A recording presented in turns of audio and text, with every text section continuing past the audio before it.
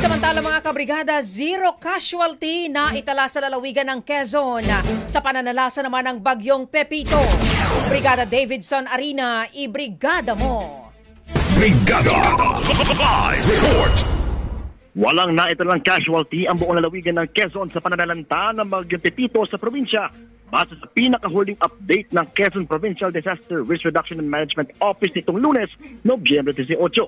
Ayon sa ahensya, maayos naman ang halos buong parte ng lalawigan at ligtas naman ang mga residente ng iba't ibang lokalidad mula sa matinding paghagupit ng bagyo dahil sa isinagawang preemptive evacuation ng iba't ibang ahensya sa Quezon. Umabot naman sa nasa 47,935 na pamilya na binubuo ng 153,444 na individual ang naapektuhan ng naturang bagyo at may posibilidad pa na tumaas ito kapag kompleto na ang mga datos mula sa iba't ibang bayan.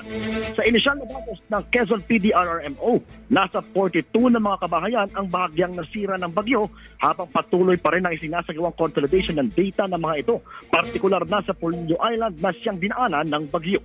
Sa ngayon, patuloy pa rin na kinakalkula ang buong halaga ng pinsala na iniwan ng bagyong Pepito sa Quezon sa mga sektor ng agrikultura, infrastruktura at kabuhayan. In the heart of changing lives, ito si Brigada David Arana ng 92.7 Brigada News at Lucent ng Music and News. Rapido! Brigada Balita Nationwide!